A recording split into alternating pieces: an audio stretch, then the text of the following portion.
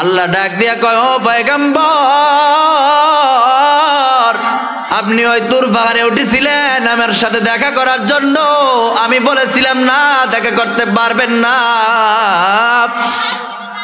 আমি আপনার সাথে দেখা করি নাই, 70,000 নূরের পর্দা থেকে একটা নূরের পর্দা আপনি সরাইয়া দিয়েছিলেন, কিন্তু আল্লাহ বলেন আমি একটা সরাইয়া দেওয়ার সাথে সাথে আপনি সেখানে বেহুশ হয়ে পড়ে গেলেন। কিন্তু আমাকে একটা কথার উত্তর দিতে হবে, কি জন্য আপনি এই জায়গায় গোপন করে ওই ব্যক্তিরে মাফ করে দিয়েছেন, আবার বৃষ্টিও দিয়েছিলেন। আল্লাহ কয়, পয়গম্বর, যখন আপনি তুর পাহাড়ে উঠেছিলেন 70,000 নূরের পর্দা থেকে একটা পর্দা সরিয়েছিলাম, আপনি বেহুশ হয়ে গেছেন। তুর পাহাড়টা আমার নূরের তাজাল্লিতে জলে পুরো আঙ্গার হয়ে গেছিল। আপনি আমার সাথে দেখা করেন নাই, কিন্তু কিয়ামতের এমন একটা সময় চলে আসবে, কিয়ামতের আগে একজন নবী আসবে, ওই নবীর একজন, ওই নবীর উম্মতেরা আসবে, ওই বান্দাগুলো আমার বড় এতিম বান্দা, আমার বান্দাগুলোর এত ভালোবাসি আমি। আপনার সাথে ও পয়গম্বর আমি দেখা করতে পারি নাই, দেখা করি নাই, কিন্তু আপনার কিছু কিছু বান্দা আছে, ওই বান্দাগুলোর সাথে আমি দেখা করার জন্য প্রতিদিন আমি আল্লাহ 5 বার তাদের সাথে মসজিদে নামাজের ভিতরে দেখা করতে আসি। জোরে বলি সুবহানাল্লাহ। আল্লাহ ভালোবাসে না খারাপ করে? ভালোবাসে, কিন্তু বান্দা ভালোবাসে না। কিন্তু বলেন তো দেখি, আমাদের ভালোবাসা থাকা দরকার কার সাথে? আরো জোরে বলেন, কার সাথে? আল্লাহর সাথে। যদি আমরা সেই ভালোবাসা নিতে হয়, কোরআনকে ভালোবাসবেন কিনা? কথা বলেন। কোরআন যদি ভালোবাসতে হয়, কোরআন যারা পড়তেছে তাদেরকে ভালোবাসা প্রয়োজন। কিন্তু এই কোরআনের মাইকের সামনে যদি ধরে দেই, তাহলে কি কোরআন কথা বলতে পারবে? যদি আল্লাহর হুকুম হয় বলতে পারবে। কিন্তু এই কোরআন আল্লাহরা যারা কথা বলে তাদেরকে এখন বর্তমানে নির্যাতিত, তারা কারাবরণ করতেছে। কথা বলেন ঠিক কিনা? সত্য কথা বলার কারণেই তারা এখন কারাবরণ করতেছে। কিছুদিন আগে আমাদের প্রখ্যাত আলেম দ্বীন আমির হামজা বের হয়ে আসছে, একটা ভিডিওতে দেখলাম অঝরে মুষলধারে তার কান্না আর কান্না। কি জন্য? তার কি দোষ ছিল? কোন দোষ ছিল না। কোরআনের কথা বলার কারণে তাদের উপরে নির্যাতন হয়ে গেছে। বিভিন্ন মানুষগুলো তাদের জন্য বিভিন্ন কথা বুঝিয়ে বুঝিয়ে বলেছে, এই লোকটা খারাপ, এই লোকটা জঙ্গি, এই লোকটা জিনাকার।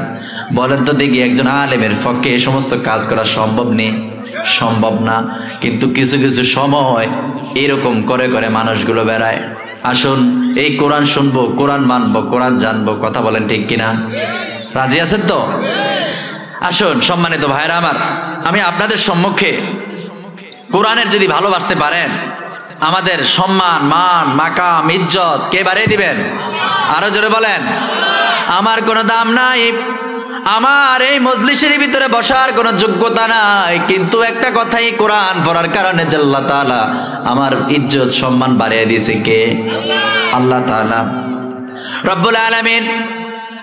বিশরা হাবিব আবুল বাশার নামক একজন ব্যক্তি কোরআনের সাথে বাজার কারণে, কোরআন বুঝার কারণে, কোরআন শোনার কারণে আল্লাহ তাআলা তারে আল্লাহ তাআলার পক্ষ থেকে নিয়ে রব্বুল আলামিন সব জায়গায় তার কথাগুলো বলে বলে বেড়াইছিল। জোরে বলে সুবহানাল্লাহ। বিশরা হাবিব আবুল বাশার প্রতিদিন মাতলামি করতো, মদ খাইতো, ঘর থেকে বের হয়ে যেত, মহিলাদের কিনে জিনা ব্যভিচারে লিপ্ত থাকতো। কিন্তু দেখা গেছে একটা দিন ঘর থেকে যখন বাহির হয়ে গেছে, মদ খাওয়ার জন্য ঘর থেকে বাহির হয়ে গেছে। কিন্তু এই মজলিসের ভিতরে কোনো মানুষ যদি আজকে এরকম হয়, সারাটা জীবন খারাপ কাজ করেছে, আজকে যদি এই কোরআন শুনতে আইসা যদি চোখের পানি ফালে মালিকের কাছে কাঁদতে পারে, বলেন তো দেখি মাফ করে দিবে কে? থেকে বাহির হয়ে গেছে আবুল বাশার, পা যখন কদম রাখলো, কদমের সামনে যখন পা দিল, দেওয়ার সাথে সাথে একটা কাগজ তার পায়ের সাথে লেগে গেল। লাগার সাথে সাথে ওই ব্যক্তির পায়ের সাথে যখন বেজেছে, সাথে সাথে নিয়ে চুম্বন করেছে। চুম্বন করে যে আমারে বলছে, মাগো এরকম একটা কাগজ পেয়েছি, কাগজটা মনে হয় একটা দামি কাগজ, কিন্তু আরবি ভাষা পড়তে পারতো না, জানতো না, চিনতো না। বন্ধু বান্ধবদেরকে বলা হলো, ও ভাই রে, আমার সাথে দীর্ঘদিন পর্যন্ত তোমরা খারাপ কাজ করেছি আর যা কিছু করেছি, কিন্তু তোমাদেরকে একটা কথা আমি বলতে চাই, আমি আজকে তোমাদের সাথে আমি আর খারাপ কাজ করব না। আমার কাছে যেন কেমন লাগে, আমার মনটার ভিতরে ভালো লাগে না। মার সাথে যা বলছে, মা একটা টুকরা পেয়েছি, এই কাগজের টুকরাটা তো দেখেনি, কাগজের টুকরাটা কি? কাগজের টুকরাটা দেখে মা চোখ থেকে পানি বের করে দিয়েছে। মা আরবি ভাষা জানে। মা বলছে, বাবা রে, এই কাগজের টুকরাটা কোন জায়গায় পেলি? মা, ঘর থেকে যখন রওনা করেছি ওই জায়গায় পার সাথে বেজেছে। মা ডাক দিয়া বলছেন, বাজান গো, এটা পৃথিবীর কোন মানুষের হাতের লেখা নয়, এটা এমন একটা দামি কিতাব যেই ভাষাটা হলো আমার মহান আল্লাহ লিপিবদ্ধ করে দিয়েছে। জোরে বলি সুবহানাল্লাহ। ও বাবা, ভাই বান্ধব, বিশ্বহাফি আবুল বাশার ডাক দিয়া কয়, ও মা, কি কাগজের ভিতরে কি লেখা? কয়, কার কিছু নয়, বিসমিল্লাহির রহমানির রহিম। আমার আল্লাহ কয়, আমার 5000 নাম আছে। কত হাজার? 5000 নাম আছে। তাওরাত, জবুর, ইনজিল, কোরআন, এরকম করে 5000 নাম আছে।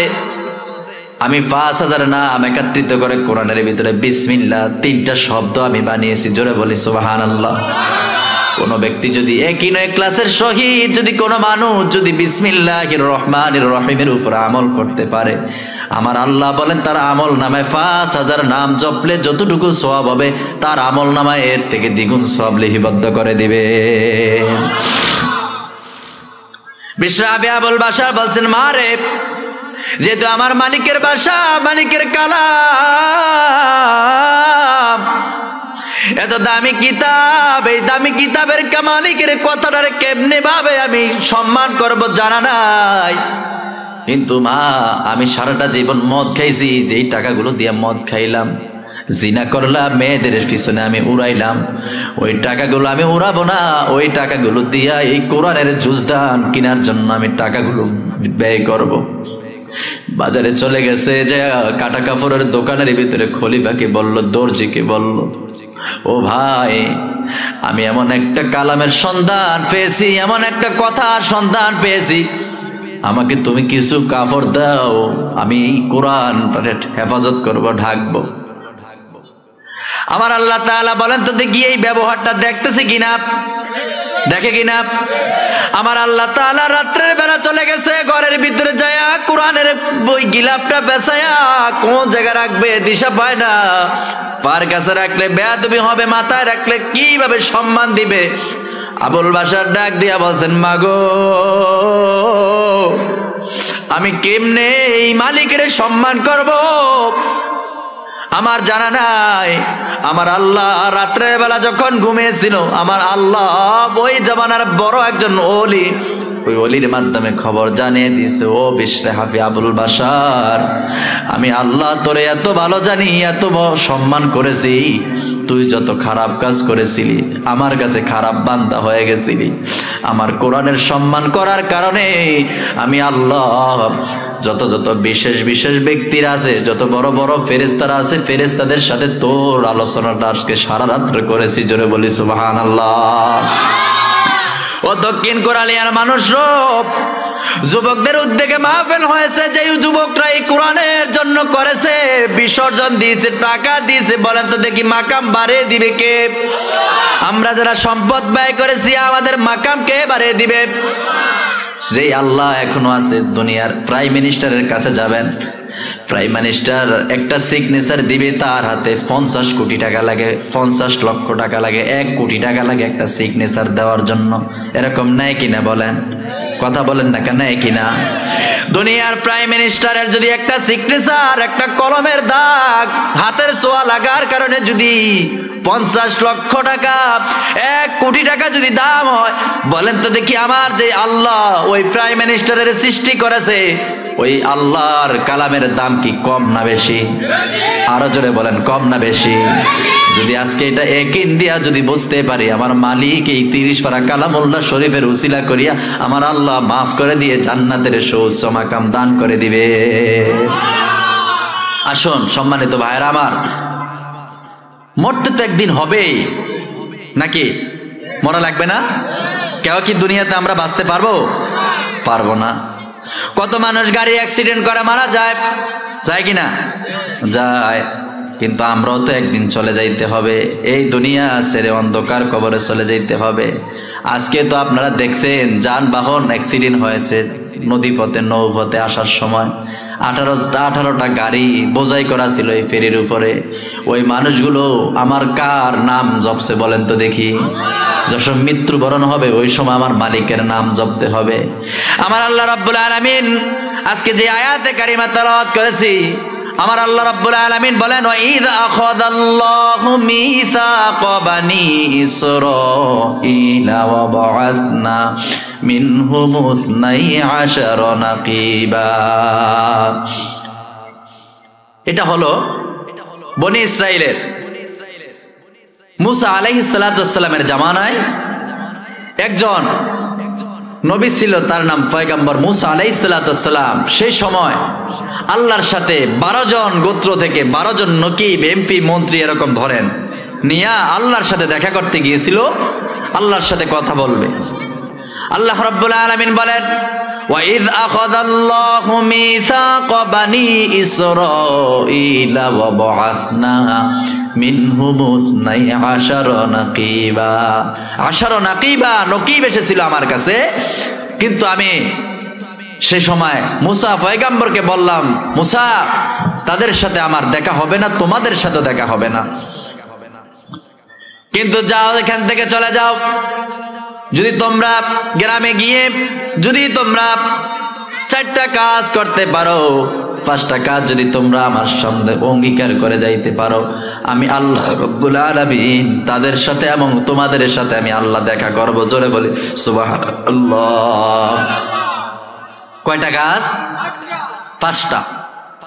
রব্বুল আলামিন বলেন 5টা কাজ হলো, ওয়াকালাল্লাহু ইন্নী মাআকুম লা ইন আকামতুমুস সালাহ। যদি তোমরা এখান থেকে যায় যদি আমার আল্লাহ তাআলার জন্য যদি তোমরা নামাজ কায়েম করতে পারো। কি কায়েম করার জন্য বলছে?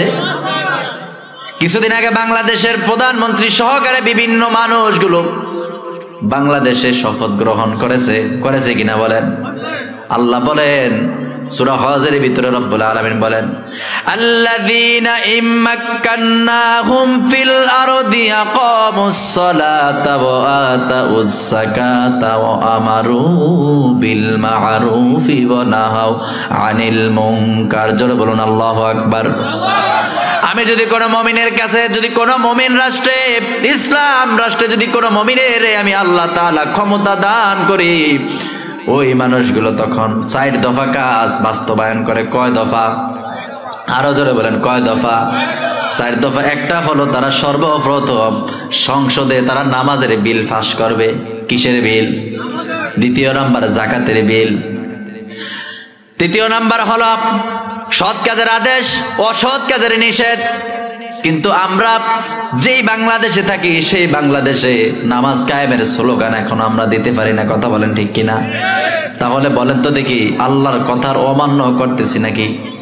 অমান্য করতেছি। এই কিয়ামতের দিন আল্লাহর দরবারে আমরা দাঁড়াতে হবে। রব্বুল আলামিন মুসা পয়গম্বরের বললেন, ও পয়গম্বর যান, আপনি সগোত্র 12 জনকে নিয়ে আপনি চলে যান। যা যদি আপনি আপনার এলাকার ভিতরে এদেরকে নিয়ে যদি বলতে পারেন, তারা যদি এই কয়টা কর্মসূচি যদি তারা পালন করতে পারে, আমার নামাজ যদি তারা পালন করতে পারে, আর যাকাত যদি তারা দিতে পারে, রব্বুল আলামিন বলেন যদি নবীর উপরে ঈমান আনতে পারে, নবীদেরকে সাহায্য করতে পারে, আমি আল্লাহ রব্বুল আলামিন তাদের সাথে থাকবো, আমার রহমত তাদের সাথে থাকবো। জোরে বলি সুবহানাল্লাহ। তাহলে এই কয়টা কাজ যদি আমরা করতে পারি, তাহলে আমাদের সাথে কে থাকবেন? একটু উপমা দিলে আমাদের সাথে যে আছে, মুমিনের সাথে যে আমার মালিক আছে, সেই কথাটা আমরা বোঝানোর জন্য আমরা পিছনের দিকে একটু চলে যাই।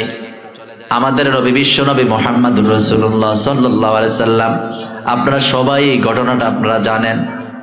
রাত্রের বেলা ঘরের ভিতরে শোয়া রব্বুল আলামিন তার কাছে পয়গাম পাঠিয়ে দিয়েছেন, পয়গাম্বর ও হাবিব রে, আপনি ঘর থেকে ওঠেন, আপনার চতুর্দিকে কাফেরেরা বেষ্টনী দিয়ে দাঁড়িয়ে আছে, আপনাকে আর পৃথিবীতে থাকতে দিবে না, আপনার কল্লা কাটার জন্য আসছে।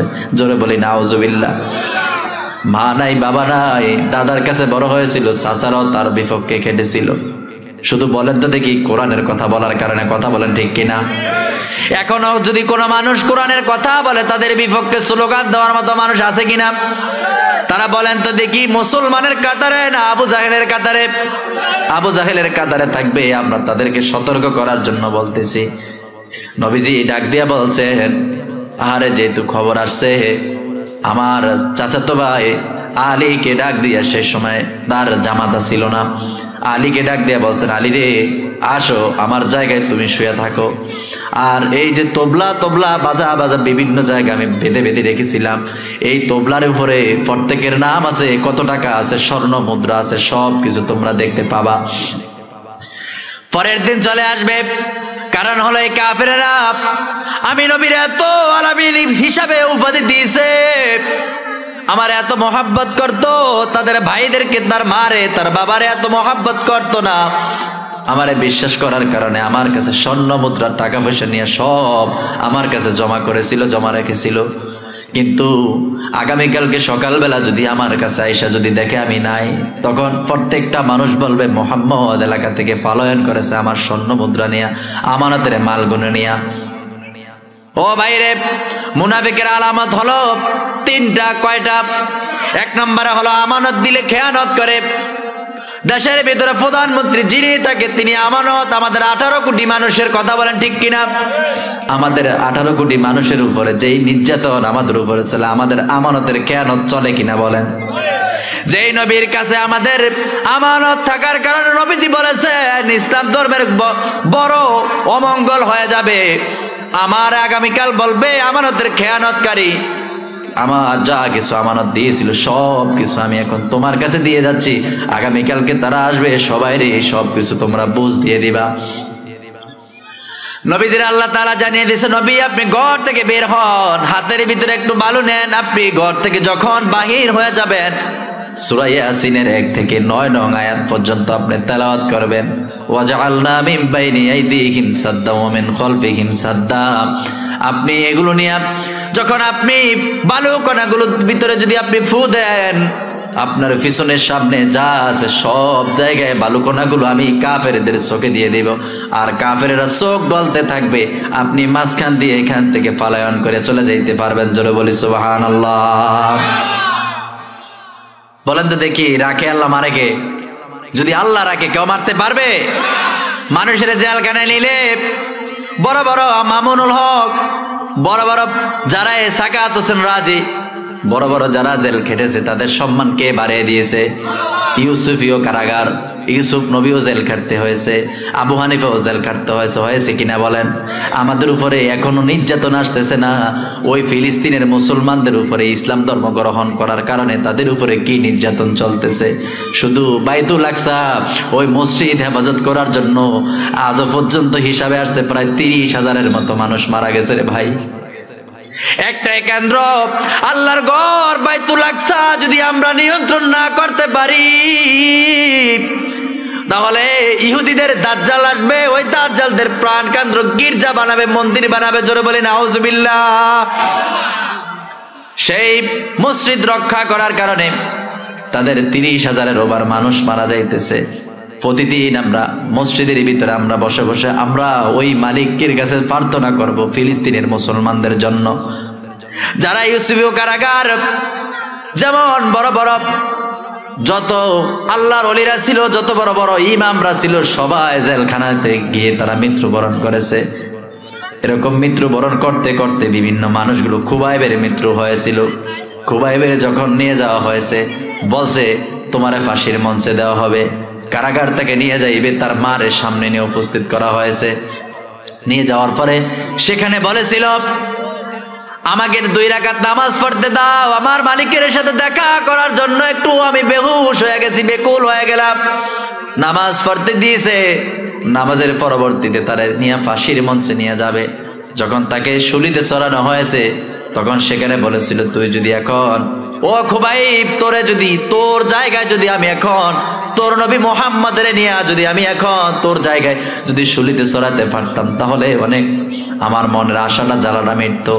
সাথে সাথে খুবাইবের মুখ ভরা থুতু ছিল, তার মুখের ভিতরে নিক্ষেপ করে বলেছে, এখন যদি আমি তোর জায়গায় যদি আমি এখন সারা পাইতাম তোকে এখন দ্বিখণ্ডিত করে ফেলতাম, তারপর আমার নবীর উপরে কোনো নির্যাতন হতে দিতাম না। জোরে বলি সুবহানাল্লাহ। আল্লাহ যে আমার সাথে আছে, আমাদের সাথে আছে, মুমিনের সাথে আছে। আল্লাহ বলেন, কোন মানুষ যদি আমার কথা মানে, আমার 4টা কাজ যদি মানে, ও নবী বলেন আপনি বলে দেন আপনার উম্মত গুলাকে, আমার বান্দা গুলাকে বলে দেন, যারা আমার কথা মানবে আমি আল্লাহ আমার রহমত আমার কুদরত আমার শক্তি সব কিছু ওই মুসলমানদের উপরে আমি আল্লাহ আমার বান্দার কাছে দিয়ে দিব। জোরে বলি সুবহানাল্লাহ। নবীজি ঘর থেকে বাইরে হয়ে যাবেন, আলীকে তার বিছানার ভিতরে শুয়ে দিয়েছে। একটু কথা উপমা দেওয়ার জন্য বুঝাইতেছি, বোঝেন, নিজের একটু সাজান, ওইভাবে সাজান। সারাটা জীবন বাঁকা ছিলেন, ইসলামের পক্ষে বাঁকা ছিলেন। এই যে হুজুরদের দেখলে এখন বাঁকা চোখে দেখে, এরকম কিছু কিছু লোক আছে কিনা? চিত্রনায়ক জায়েদ খান, আপনারা অনেকে এখানে জানেন না, যেহেতু মিডিয়ার বাইরে আসছে আমি একটু বলি, এটার মাধ্যমে সারা বিশ্বে চলবে। জায়েদ খান তার মুখ থেকে যে সমস্ত ভাষা বলেছিল, মসজিদের ইমামরা নাকি কি কত বড় জঘন্য খারাপ একটি কথা তার মুখ থেকে বের করেছে। কিন্তু বলেন তো দেখি, চিত্র জগতে বাংলাদেশে যারা জিনা করে, রাস্তার ভিতরে ঘুরে ঘুরে বেড়ায়, তাদের হাতের ভিতরে ফুলের দানি দিয়ে তাদেরকে সম্মান দেয়, কথা বলে ঠিক কিনা?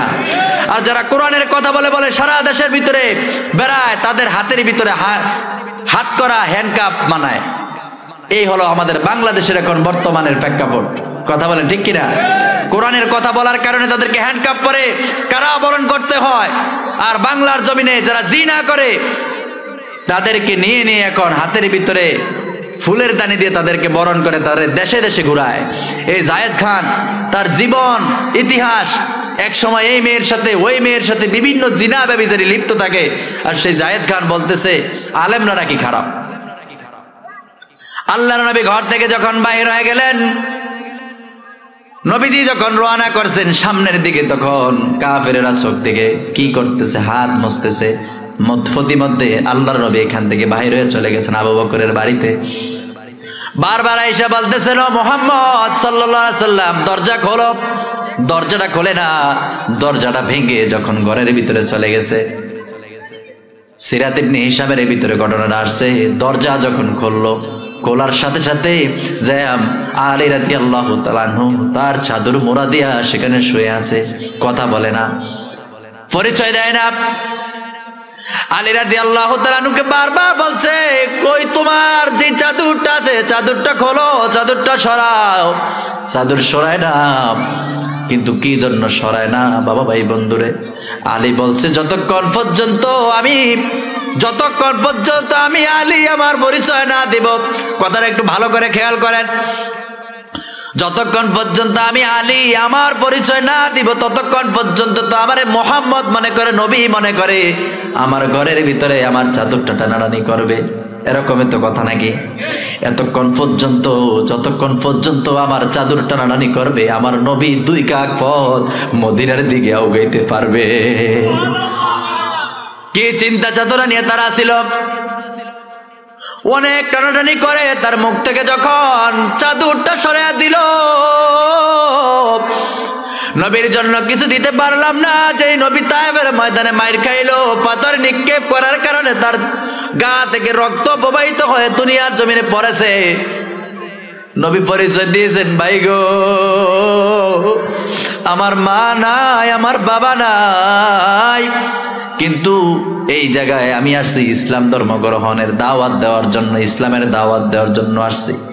এরকম করে করে বারবার আগত মিনতি করছে, নবীর উপরে মারার স্টেপ রুল আর চলে নাই, কিন্তু তারপরও তার মায়ের কমে নাই। আল্লাহর নবীর সাহাবী আলী বলছে, আমি যখন আমার পরিচয় নিয়ে গেছে, আমার মুখ থেকে চাদর যখন সরিয়ে ফেললো, কম্বল সরিয়ে ফেললো, ফেলার সাথে সাথে আমার মুখটা বের করে দিলাম, দেওয়ার সাথে সাথে তখন চলে যাওয়ার পরে আমি তখন ডাক দিছি, এই একটু দাঁড়াও, আমাকে তোমরা মেরে ফেলো, আল্লাহর নবী এই জায়গায় নাই। কথাগুলো আমি বিমুখ করে যখন আমার কথাগুলো শোনার জন্য সবাই আশা আকাঙ্ক্ষা নিয়েছে, আসো নবীজি এই জায়গা দিয়ে গেছে, কিন্তু তার আগে এই যে গনিমতের যত বড় বড় মাল আছে এই মালগুলো তুমি নিয়ে যাও, তারপরে আমারে মাইরা ফালাও। দেখেন কোন দিকের চিন্তা, কোন দিকে নিল। আলী রাদিয়াল্লাহু তাআলা আনহু ডাক দিয়েছেন, ও সাহাবী আবু বকর, আমার নবীর কথাটা আমি যখন বলেছি এই গনিমতের মাল আমানতগুলো তোমরা নিয়ে যাও, প্রত্যেকটা কাফের তখন ওই গনিমতের মালের দিকে তাকাইছে। আমি তাদেরকে কথাগুলো দিয়ে যখন তাদেরকে আমার কথাগুলোর দিকে বিমুখ করে ফেললাম, তখন কাফেরেরা তখন এইদিকে মনোনিবেশন হয়ে গেছে। আমার একটু চিন্তা হলো, যতক্ষণ পর্যন্ত এখানে দাঁড়িয়ে রাখছি ততক্ষণ পর্যন্ত আমার নবী মদিনার পথে আরো 4 কাক পথও গাইতে পারবে। চলে গেল সাহাবী আবু বকরের বাড়ির দরজা, চলে গেল, দরজার ভিতরে নক করেছে আবু বকর, অমনে দরজাটা খুলে গেছে। আল্লাহর নবী ডাক দিয়ে কয়, আবু বকর, আজকের থেকে 6 মাস আগে তোমাকে আমি জানাইলাম তুমি আমার হিজরতের সঙ্গী হবা, একটা দরজায় নক করার সাথে সাথে কেমনে তুমি দরজাটা খুলে দিলা।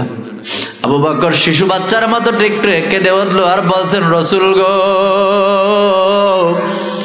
যেই দিন থেকে আপনার কথা আমি শুনেছি আমি আপনার হিজরতের সঙ্গী, ওই দিন থেকে আমি বিছানায় পিঠ দিয়া এই বিছানার ভিতরে ফিটটা লাগাইয়া আজও পর্যন্ত আমি আরাম ফরমাই না, আমি ঘুমাই নাই গো নবী। আমি এই জায়গায় ঘুমাইলাম, আমি যেই জায়গায় ঘুমাইছি ওই জায়গায় দিয়া আমি পিছনের ভিতরে আমি দরজার সাথে পিঠ লাগাই লাগাই ঘুমাইছি। আমার ওঠ ঘুমায় না, আমার মেয়েটাকে ঘুমায় না। আল্লাহর নবী বলছেন, ও সাহাবী আবু বকর, দৌড়ে চলে যাও, সকালবেলা হয়ে যাবে। যখন চলে গেছে গুহার কাছে যখন গিয়েছিল তখন ওই সাহাবী আবু বকর বলেছিল, ইয়া রাসূলুল্লাহ, যেই জায়গায় আসছি ওই জায়গায় হাঁটু ডাকলে মাথা ডাকে না, মাথা ডাকলে হাঁটু ডাকে না, এই জায়গায় কেমনে যাব? আমি কথাটা একটাই বোঝানোর জন্য আসছি, যদি আমরা আল্লাহর হুকুম পালন করতে পারি আমাদের সাথে থাকবে কে? যখন নবীজির কথা মেনে আল্লাহর কথা মানার কারণে আবু বকর ঘর থেকে বের হয়ে গেল, যাইয়া যখন গুহার ভিতরে গেল তখন সাথে সাথে আবু বকরের মনের ভিতরে ভয় হয়ে গেছে। বলছে, রাসূল, কিছুক্ষণ পরে কাফেরেরা খুঁজে যখন না পাবে তখন এই পথটা দিয়ে আসবে, আইসে তো আমাদেরকে ধরবে। আল্লাহর নবী সাথে সাথে আল্লাহ তাআলা আয়াত নাযিল করে দিয়েছেন, ক্বালু লিসাহিবিহি লা তাহজান ইন্নাল্লাহা মা'ানা। ও নবী রে, আপনার সাথীরে আপনি বলেন, ও আমার সাথীরে, আপনার কোনো ভয় নাই, লা তাহজান ইন্নাল্লাহা মা'ানা, আমাদের সাথে কে আছেন বলেন? আরো জোরে বলেন, কে আছে? সেই সময়ে যদি ওই সময় নবীর সাথে সাহাবীদের সাথে যদি আল্লাহ থাকতে পারে তাহলে আমাদের সাথে মনে হয় আল্লাহ নাই? কথা বলেন না কা? আমরা যদি আল্লাহর হুকুম পালন করতে পারি তাহলে আমার আল্লাহ আমাদের সাথে থাকবে, আমাদের উপরে দেশের উপরে রহমত নাজিল করবে। যেমনি ভাবে দেশের উপরে বিভিন্ন ধরনের বালা মুসিবত আমাদের উপরে চলতেছে, খাবার খাইতে চাইলে আমাদের দ্রব্য মূল্য বেশি, এটা আমাদের দেশের সরকারের কোনো দোষ নাই, জনগণ বেশি হয়ে গেছে। বলেন তো দেখি, এই জনগণ এই খাদ্য সরবরাহ করে কে? আরো বলেন, খাবারের মালিক কে? একজন নবী সুলাইমান পয়গম্বরের কথা মনে পড়ে গেল।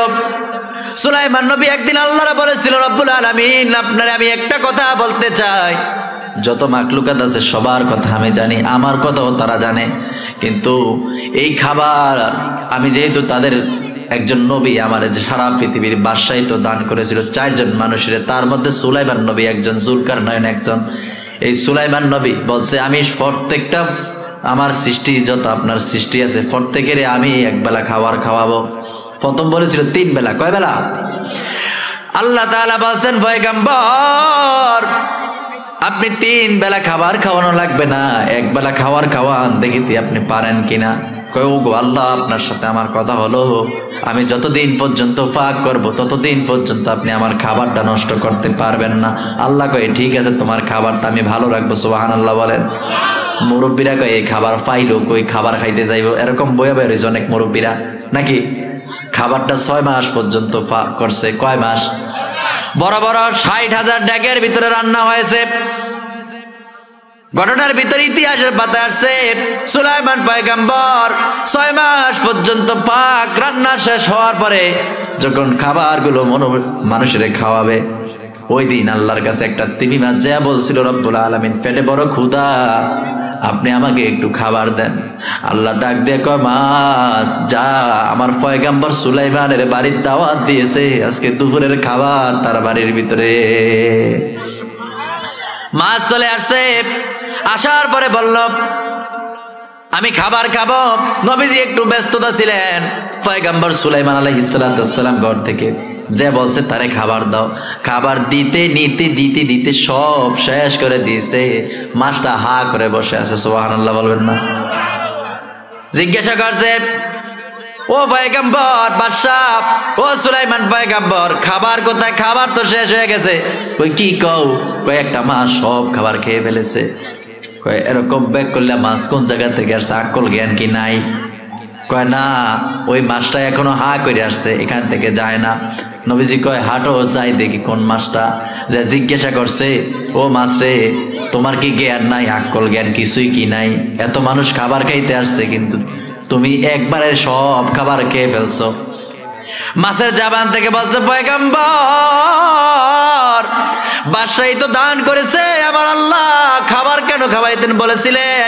আমার আল্লাহর কাছে খাবার খাইতে গিয়েছিলাম, আমার আল্লাহ বলছে যা পয়গম্বর সুলাইমান নবীর বাড়িতে দাওয়াত দেওয়ার কারণে আসছি, দাওয়াত দিয়ে অপমান করবেন না। আমার একটা ফ্যাক্টরিজ আছে। মাছে কি বলে, আমার একটা ফ্যাক্টরিজ আছে, কিন্তু আমার সম্মানে গায়ে লাগলো, আপনি আমার খাবার না খাওয়াইলে না দেন, বাড়িতে দাওয়াত দিয়ে কি জন্য অপমান করেন? পয়গম্বর সুলাইমান আলাইহিস সালাম বলছে, রাগ করো না, বলো তো দেখি খাবার খাইছো, এত খাবার কিভাবে খাইলাম? মাছ বলতেছে, পয়গম্বর এত খাবার কিভাবে খেয়েছি, প্রতিদিন আমার আল্লাহর নামের আমি জিকির করি, আপনি তো আমারে বলছেন 60,000 ডেক 6 মাস পর্যন্ত পাক করেছে, এই পাকগুলো আমি খেয়ে ফেলেছি। আমার আল্লাহ আপনি যেই খাবার দিয়েছেন, আমার আল্লাহ এরকম আমাকে প্রতি দৈনিক 3 লোকমা খাওয়ায়। সুবহানাল্লাহ কবেন না? 1 লোকমায় যদি 6 মাস পাক করে তাহলে 18 মাস পর্যন্ত লাগে একটা মাছের পাক করতে। কথা কন না কা? প্রধানমন্ত্রী শেখ হাসিনা মনে হয় রিলিফ দিয়ে মনে হয় খাওয়াইব। কথা কন না কা? প্রধানমন্ত্রী ঠিকই চায় দেশের জনগণ আমাদের মাথার উপরে যারা বসে থাকে, 228টা চেয়ারের ভিতরে যারা বসা থাকে, ওই চেয়ারের ভিতরে যদি বিচার যদি করা হতো কোরআন দিয়া, তাহলে সর্বপ্রথম এই জেলার ভিতরে ডিসির হাতটা কাটা যাইতো। কথা বলেন ঠিক কিনা? ডিসি 1 নম্বর চোর, কলমের গুতা দিয়া মাইরা দেয় 1 কোটি টাকা। কথা বলেন ঠিক কিনা? আপনারা ডরান মনে হয় নাকি? কথা কন না, সত্য কথা বলবো না?